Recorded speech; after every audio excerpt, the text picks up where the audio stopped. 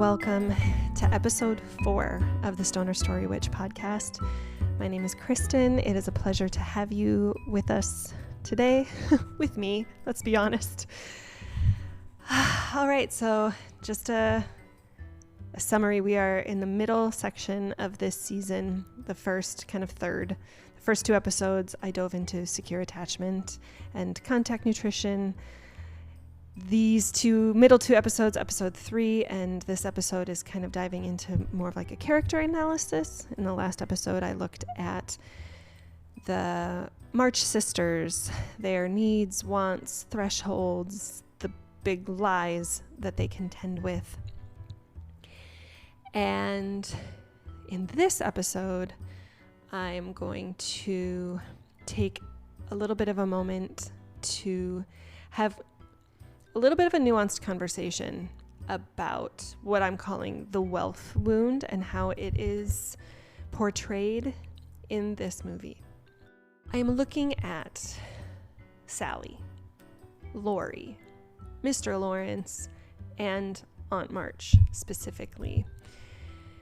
And I want to just say that this is a nuanced conversation. Here on the Stoner Story Witch podcast, I subscribe to that systems of oppression are the villain, people aren't the villain. We offer care and softness to individuals, and yet we're hard on these systems.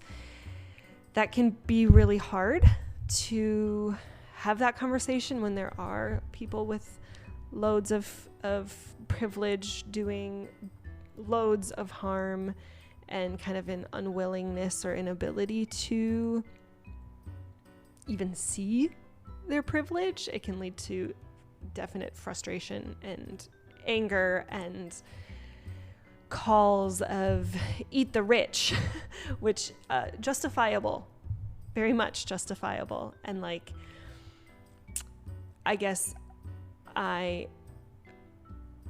want to just make sure that if the idea of extending compassion to rich people in capitalism, or extending compassion to men in patriarchal systems, or white people in systems of white supremacy, if that is just like, if you are like feeling already irritated at just the thought that I am going to spend an episode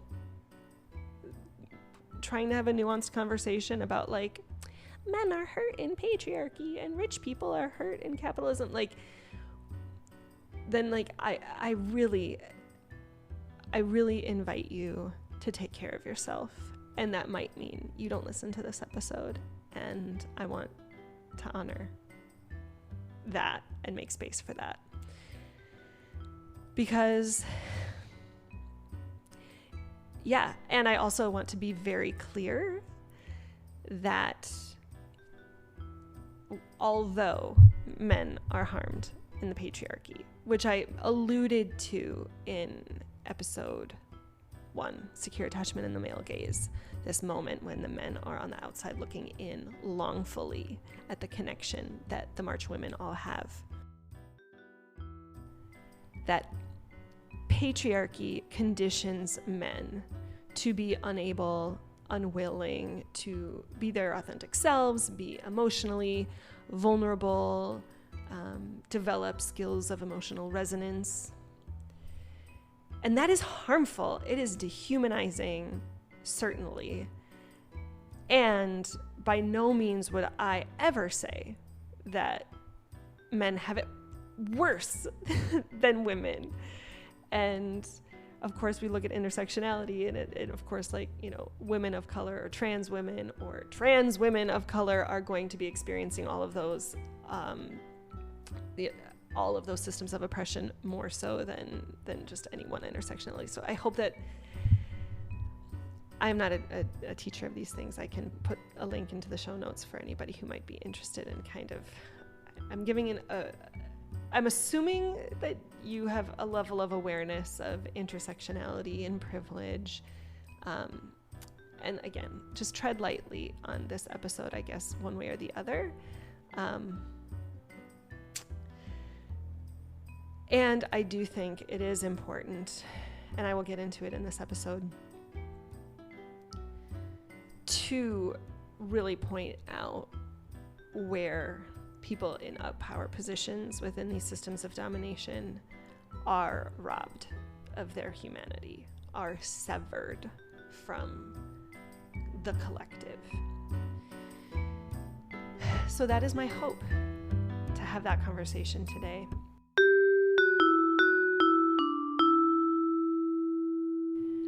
I want to take a moment here at the relative beginning of the episode to just locate myself a little bit in where I am, where I am as I'm recording and editing this podcast.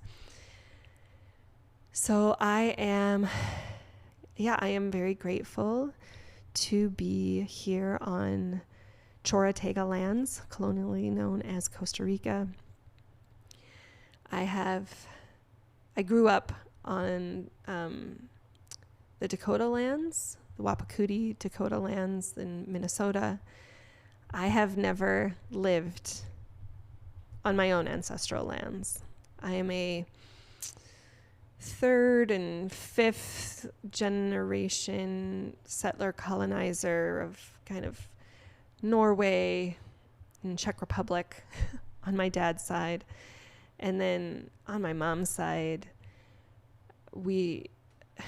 my family seems to be among some of the original colonizers of Turtle Island, Canada and the United States. But that side of the family is like English and England and Wales, and so very white European. And it has been several generations since I have lived on the land that held my ancestors, my ancestral or indigenous ways of knowing and relating to the land and who I am on it, a part of it.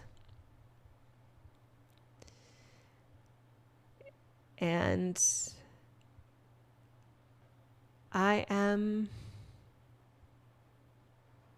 sitting in the question of, what does it take for me to be here in a good way on whatever land I am?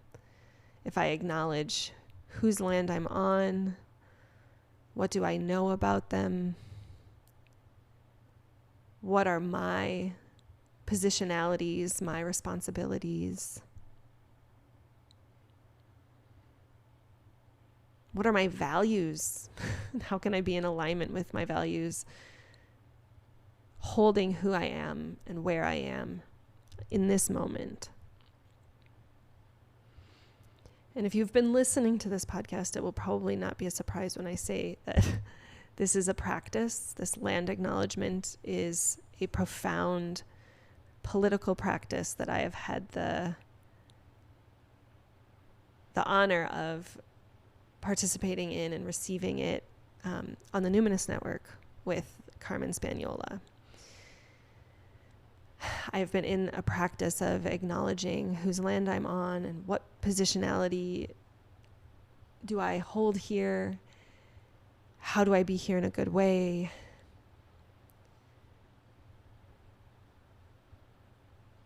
That has been a guiding light that I just want to name, that is, I think, also behind this episode specifically, when I'm asking us, and by us, I mean myself. But if you're listening, feel free to ask along. I am asking myself in this episode, where do I realistically stand when I locate myself in this story?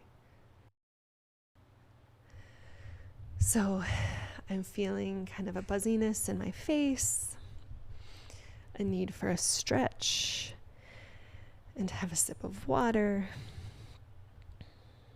And let's dig in.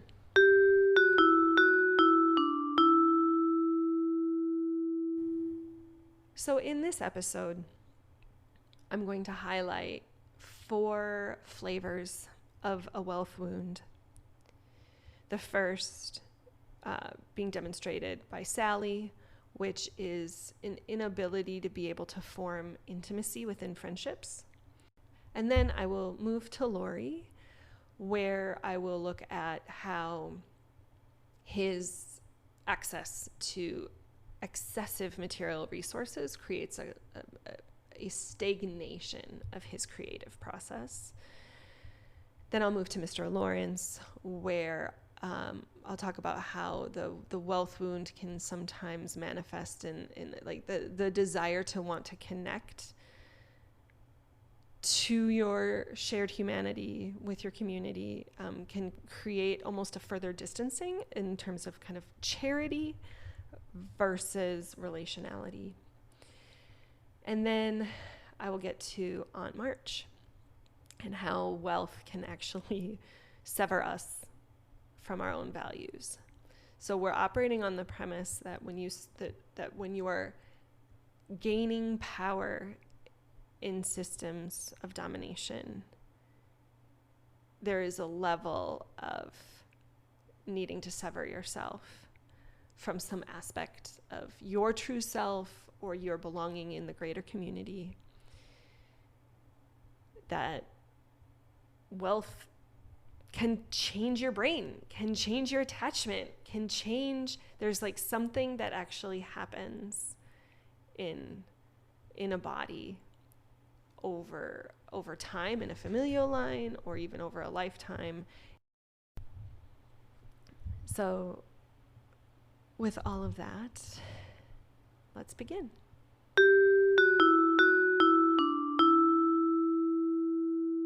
When we look at Sally, we know that Sally is a friend of Meg's that has always been at a socioeconomic status that has been higher than Meg's. We also know that Meg, as the oldest sister, remembers a time when they had more resources. We see that incident in the dress shop that I've already covered in previous episodes. But I do just want to circle back to that to say that Sally is missing out on a really great relationship with Meg by not being more attuned to her financial reality in that dress shop. I relate to Sally and am sitting in the question of what would transparency look like, and an acknowledgement that I may have more access to material resources or some level of privilege. It could be anything. I mean, this episode is about the wealth wound. I'm recording a hobby podcast, so let's be very clear that I'm speaking for myself when I'm like identifying and diving into the wealth wound. But what does it look like for me to acknowledge that I might have an excess of time, material resources? What privileges do I hold within my friendships? As I began recording this podcast, we had just had some friends that had been living with us for a couple months as they were in kind of a pickle when it came to their housing situation. And so they stayed with us for a few months, and there was a deep practice for me of inviting and welcoming my friends to live with my family, and not because I want the rent money, like capitalism would condition me to, like, oh, we can make some extra money. What a great opportunity to make some money. But acknowledging that I have excess space in my home that I can offer to people in my community who have a need for housing. And that if I'm thinking, what does it take to be here in a good way? Well, if there's somebody in my community that has a need and I have the capacity or the privilege to offer to fulfill that need, why wouldn't I? And that isn't the type of relationality that we see from Sally. And we know Meg to be an amazing character, a very loving and devoted and loyal daughter, sister. And there is a level of misattunement. We could go back to episode 2, which is when I first talked about the Sally Meg situation. But I really want to bring home that, like, it makes me curious who is there for Sally when she's having a hard time. Is she able to ask for her needs to be met by people in her life? Is she even aware of the emotional needs that she might have? Because, and I'll get to this in the Hadestown episode next, but the ways that capitalism teaches us that we can meet our needs through money. Money will buy us happiness, security, attachment. And we see that evidenced with Sally.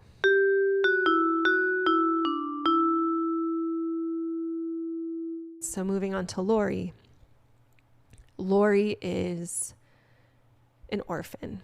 We know that his dad ran away from his grandfather, married his mother, who was an Italian musician.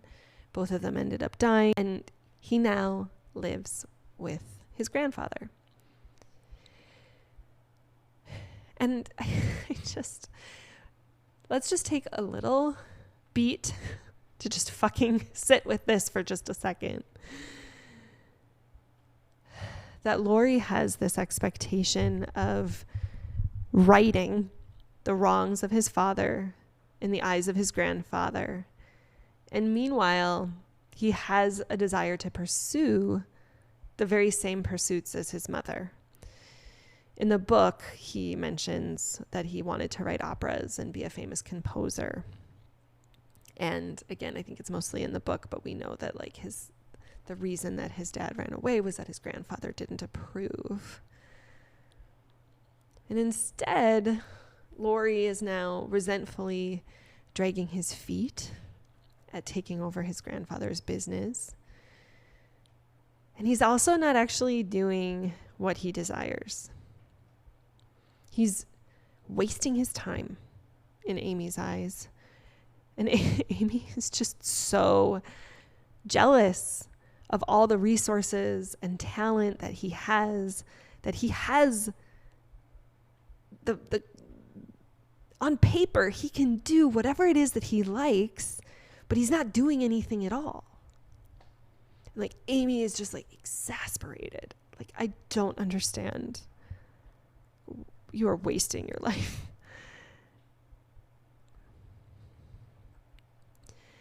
And that there's a pressure. There is in his way, in his family, there is this pressure to I'm sure he does love his grandfather. And what?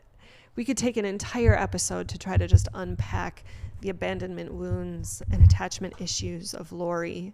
I know I addressed that a little bit. The kind of like the pursuit of Joe that then kind of, he landed in some security then with Amy. I think I mentioned that in episode 1.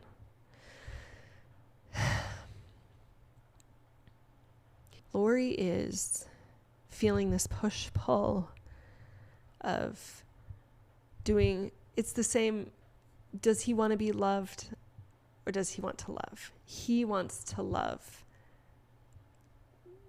the person he's going to be with, what he wants to do with his time. We don't really know what he ends up doing. Does he give himself permission to like pursue his creative pursuits, or does he? We actually don't know, but maybe we assume that there's a level of integration in order for Amy to like marry him. I'm not sure, but just want to highlight that what I see and what I relate to, especially being a person who has really been wanting to pursue a creative journey, which I guess is, it's Stoner Story Witch, baby. it's the question, it's the step 1, step 2, step 3. It's the journey of it all. And it's been 3 years of thinking and ruminating and doubt. And I have had the thoughts myself. Perhaps people who know me have wondered, what is she up to? What's she fucking doing? She's dawdling. She's wasting her time. Whether other people have thought that or not, I really am trying to just not give a shit anymore. I will say for myself, those have been voices that have been going on in my head. Like, what am I doing? Like, I got to do something. And what would people think? What would people in my own family, right? There's the wealth that I have received through tragedy as well as through inheritance. So the people who were impacted in that tragedy, or the people who left that money for me via inheritance, there is a sense that there is like an energy of like, I got to do right by them. I better make them proud. It's that I want to be loved, even if those people aren't still here. They've moved on. They've passed into the next realm. But there's still this fear. There is a lack of urgency when there is a level of comfort granted people with more than enough resources to be able to pursue their creative interests, pursuits, and like how hard that is. I am speaking from experience. I resonate with Laurie 100%. That's why I'm projecting all of my shit onto him.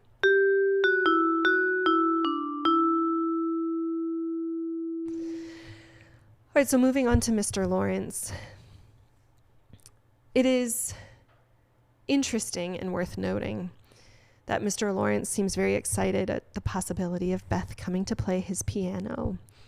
In the terms of contact nutrition from episode 2, we see that there's this shared rhythm of music in his home, and it even reminds him of his daughter.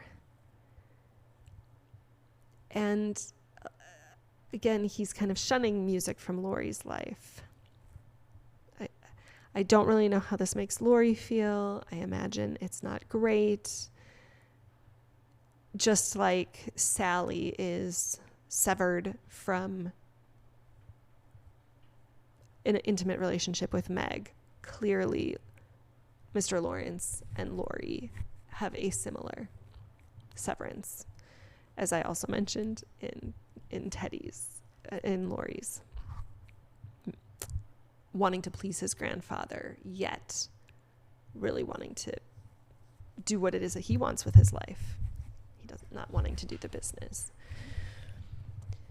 But what I really want to, even though there's, again, I could probably take an entire episode with Mr. Laurence, I really like to watch that transformation of Mr. Laurence in this, like, I'm a nice guy. I'm going to invite Beth to play my piano. Which seems to me it's a charity act. Especially when he adds that, like, oh, nobody's around. It's not going to bother anyone. So put another way, it's like, oh, I can give you this thing because it doesn't really impact me at all to do so. And I can feel good while I do it. We see Mr. Laurence walk down that staircase and sit on the stairs listening to Beth play. And she makes him slippers as a thank you. And then he gives her a piano. And then we see, like, after she dies, he's so devastated. He's too devastated to be able to go into her home after she dies, because being in that home without her there might just be too much for him to handle. So we see this development of their relationship that at the beginning there was this level of charity, right? I want to kind of like, I'm going to give to you in a way that like isn't going to really impact me. It's like, I want to be one of the good ones. And he enters into a relationship of reciprocity. He's actually gaining attachment with her, building attachment, finding that she is actually helping him, connecting to his daughter, having some companionship and contact nutrition that he doesn't actually seem able to cultivate with his own grandson. And this feels just similar, reminiscent of the movement for a free Palestine. Palestine will free us. That the ways in which being in solidarity with those in down power positions will liberate us. But first we have to see our shared humanity, be in relationship with one another, be self-aware enough to be like, what are my motives? Am I doing this to be one of the good ones, or because I know that like it is the right thing to do? I am so clear on who I am and what my values are that like there's no way that I could not do this. And it makes me think of the Lila Watson quote, "If you have come here to help me, you are wasting your time. But if you have come here because your liberation is bound up with mine, then let us work together." That at some point, Mr. Laurence is able to find some shred of connection, attachment with this little girl. That he's no longer like this hierarchical charity to, and he is in reciprocity with her.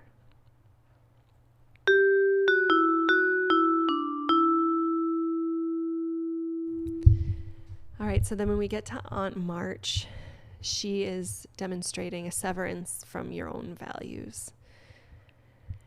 And with Aunt March, we see a scene with her in the carriage with Amy in the very, very beginning of the movie. And she makes some joke about the French. Amy doesn't hear her, so then she repeats it so that Amy can hear her. And then Amy chuckles. And then Aunt March says, "Don't humor me, girl." So I'm going to just paint with broad brush strokes here and remind you that there is a whole course on secure attachment on the Numinous Network with Carmen. But that this is a level of come here, go away behavior that points to a disorganized attachment field. So it's kind of like I might have to just get to this in a different episode because I haven't even talked about the types of attachment. But there's secure, anxious, avoidant, and disorganized, which is kind of like a combination platter of the anxious and avoidant. So Aunt March is kind of the ultimate disorganized attachment that we kind of see presented to us. The ultimate insecure attachment, I should say. She wants to have companionship. We see that she is literally paying her nieces to be her companion. And to me, it doesn't feel like it's kind of like a reciprocity of like, oh, it's the right thing to do. I have this money. It feels like it feels transactional. It doesn't feel relational. We also see that Aunt March seems to resent Amy for being her companion with this like, don't humor me, right? Like, I need you to laugh, but no, not like that. And also, I just want to like say that like jokes about a whole group of people, especially the people whose country that she is in, they're in Paris at this time, I believe. It is poor taste, if we're being generous, to be making jokes at an expense of one, you know, like, right, stereotypical jokes like that are just creating this like us versus them mentality that in this case is like indicative of people with the power in systems of domination and oppression. And in this case, it's her wealth. And when we have this us versus them in systems of capitalism and people who have access to hoarding wealth, there's an acknowledgement that like there's a small circle of us to whom my money will support, and then everybody else is them. And those people I maybe can support in a limited level or in a really controlled way, right? I will give you this money, but actually only if you use it in this way. So it's absolutely not reciprocity. Not even charity. It is actually like further exerting power over, like under the guise of being charitable, and a far cry from being relational or reciprocal. And you can tell that the Hadestown episode is coming up here because, and I will speak more about Hadestown in the next episode, but Aunt March is Hades. She is disconnected from the love of her family because she is gripping hard to her hoarded resources that, in my beliefs, she was hoarding because of her lack of attachment, her lack of connection with those she loved.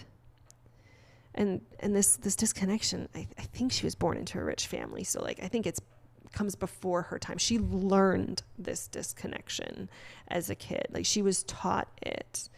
I don't know that it was necessarily like developed over time. Maybe it was pruned. I digress. We don't really know. She's so closed off that she won't even shake Mr. Lawrence's hand at Meg's wedding. And it's such a small scene, but I saw it and it really cut deep, because that scene actually reminded me of when I went to a wedding with my own grandmother, and we were in the company of people who, I don't know, maybe my grandma would have described them as like rough around the edges, which I think is like they had like maybe a couple too many drinks, probably some plant medicine, and they were like really outgoing, really gracious to be like meeting my grandma. But she had like I just remember being struck by her cold detachment, kind of like reminiscent of like Queen Elizabeth or something, that I'm sure she was probably taught was like dignified. I remember at the time being like my impression being like, my grandma seems to think she's the Queen of England right now, with just the way that she was kind of interacting with these people. And I had like totally forgotten that was a memory that I had until I watched this episode and I saw this moment of Mr. Laurence. I'm like, Mr. Laurence he's like a rich dude.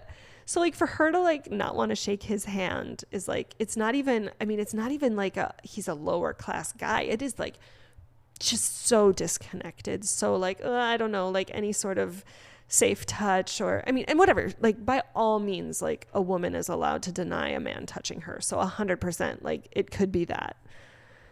But I don't know. We're seeing a cluster of behavior from this woman. Anyway, okay. So Aunt March is afraid for her nieces because she is no stranger to how hard it is for women in heteropatriarchal capitalism. And she tries to exert her will onto Joe, who she says becomes a lost cause. And then she seems that she's actually able to influence Amy until Amy ultimately refuses Fred's offer of marriage because she is one of her mother's daughters and will not marry somebody who she doesn't feel she loves as she should. Anyway, it isn't clear in the movie when exactly Aunt March dies in relation to Amy marrying Laurie, and we don't know exactly when she drafted her will, but I just want to take a second here to remember and consider why she leaves her house to Joe. we see that she was so alone in her big house. She maybe didn't even realize it. She was so disconnected.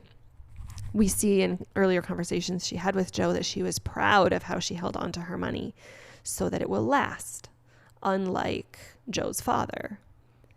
She tells Joe that it's foolish to put your money towards your values, and Joe openly disagrees and debates with her about it. In the book, I read that Joe and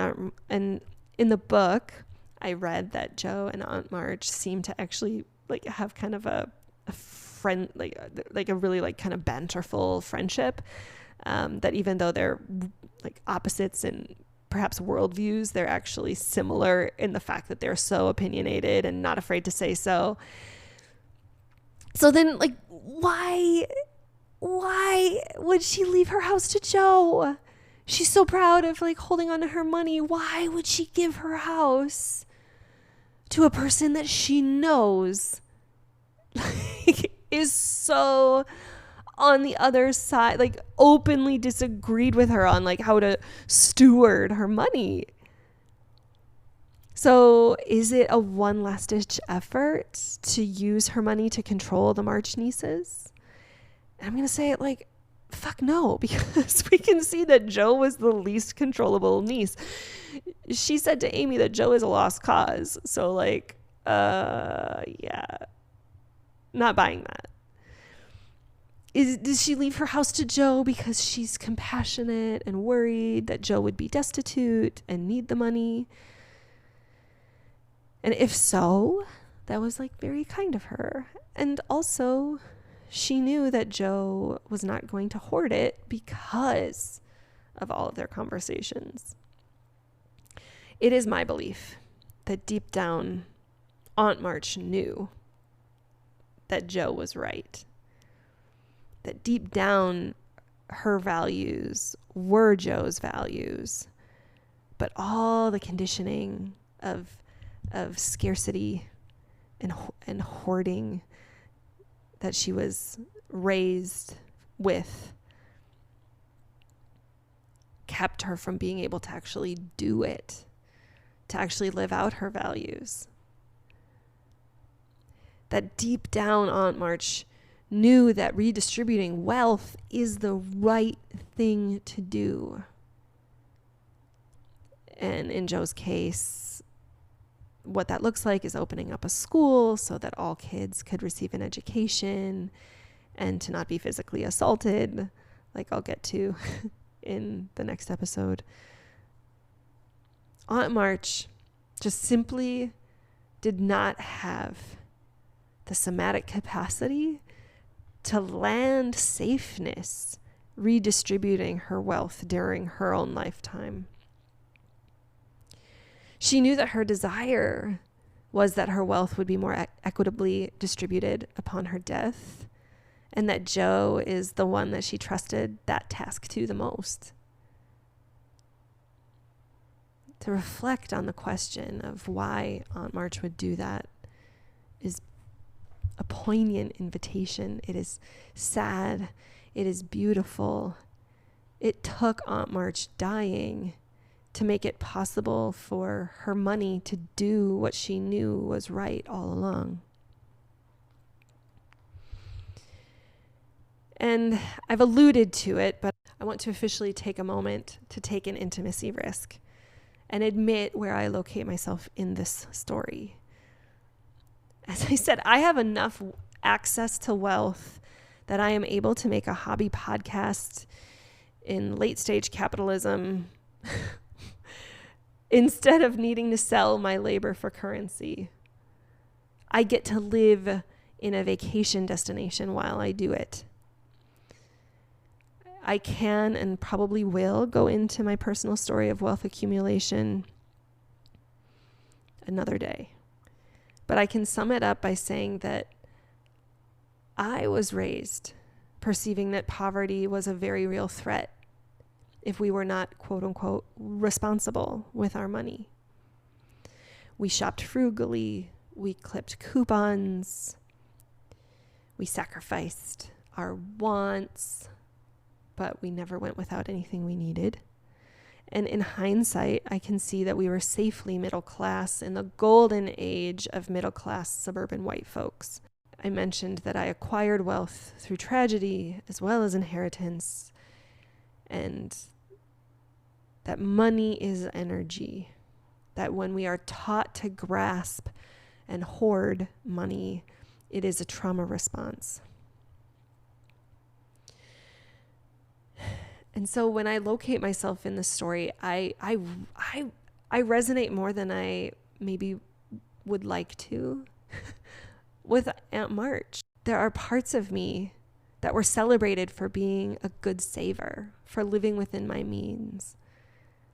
There's a part of me that feels proud that I saved up enough to be able to create this podcast during a sabbatical on these Chorotega lands. And I really identify with Laurie. Like I said, I'm someone with access to wealth who deeply wants to create and is carrying this burden of just perceived family disapproval. 3 years resisting my desire to just actually press record and make the Ding Dang podcast, to integrate what I have learned. It has been and continues to feel so scary, so vulnerable, so confusing. What does it look like to create content outside the confines of capitalism? When you've only been taught to value that which produces value in capitalism, which is a wealth wound, which is exploitation and extraction of people and resources, then I'm cutting myself off from my desire to create and integrate my learning and sharing it out.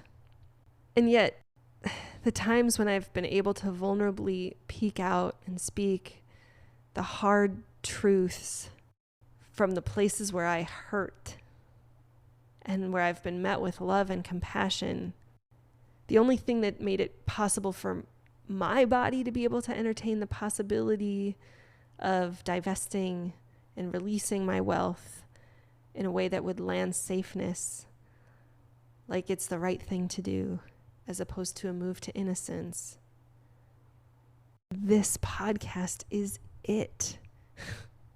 I wonder what would happen if more people questioned what is enough. I did a course, a cohort with Toy Smith. I will link her in the show notes, but it was called The Responsibility of White Wealth. And she talks a lot about what is your enough number? Like, how much money do you actually need? When will it be enough? How do you know? I mean, capitalism doesn't teach us to ask ourselves that question. It is assumed that we always need more. I have to work until I get to a certain age, because our identity is so bound up in how we sell our labor for currency. But how different would the world be if more people could recognize the privileges that they hold in capitalism? To ask the question of, do I need to be saving all this money for future generations, legacy inheritances and trust funds? And when there's very real, alive needs in my community, and not giving from a sense of shame that like, oh, I have so much more, but like, because I'm actually connected to my community, that I see that it's the right thing to do. That if we live more communally now, there won't be the need for future generations to have the hoarded wealth of this generation. My invitation is to anybody who is able to take a sabbatical and unwind from lies of you don't have enough money. And this is, again, a fucking nuanced conversation that I recognize very niche. If you're listening to this, statistically speaking, this is not you. And also, for years, I didn't think that this was me either. But I was like, could I quit my job for a little while and ask the questions that I am posing in this podcast series? Though they are some fucking hard questions to swallow. So maybe I might need some plant medicine to help me with that. maybe I need to consider what it would be like to embody a new sense of myself in a new community. Did it involve a dramatic haircut and a bunch of new tattoos and moving to Costa Rica? Yeah, I think it kind of did. How would the world be different if every millionaire could just take 2 years to just follow their delight in asking hard questions? Like, what is enough? What are my motives? Whose land am I on? What does it take for me to be here in a good way? How can I lean into my community more and believe in my hyper individuality just a little bit less? What do I need in order to live in alignment with my values? I'm working towards becoming Marmee. We know that she was born into a wealthy family, but she was so deep in her convictions, and she divested her wealth because she expanded her sense of community. We see such a clear delineation of these classes. We see that she's connected with the Hummels, which is a class lower than theirs, and maintains some relationship with Mr. Laurence. Like, she has people above that she can lean on, people below, in terms of this like capitalist hierarchical like access to wealth. She has people with access to more and people with access to less, and she is teaching her girls that it's the right thing to do. When there's somebody in your community that has no breakfast, no food on Christmas, you bring them your breakfast. And then that inspires Mr. Laurence to then give them a breakfast, which is like, yeah, a cutesy little parable in the story. And yet, I believe it's true. When you let the energy of money and resources, if you can store your excess in the belly of your neighbor, you are expanding your community. You are living in more and more communally. That's how it works. That's how it's supposed to work. That's the world that I'm reaching towards. That's who I want to be. That's every day from now until the day I die. I want to be one step closer to that. So I will just leave with the question of, and I will ask this myself, what have I had to lose in myself in order to gain within capitalist systems? And if I can release what it is that I have gained in capitalism, what parts of myself can I reclaim? What future becomes possible? What is needed to get there? And what is my role? What is my positionality?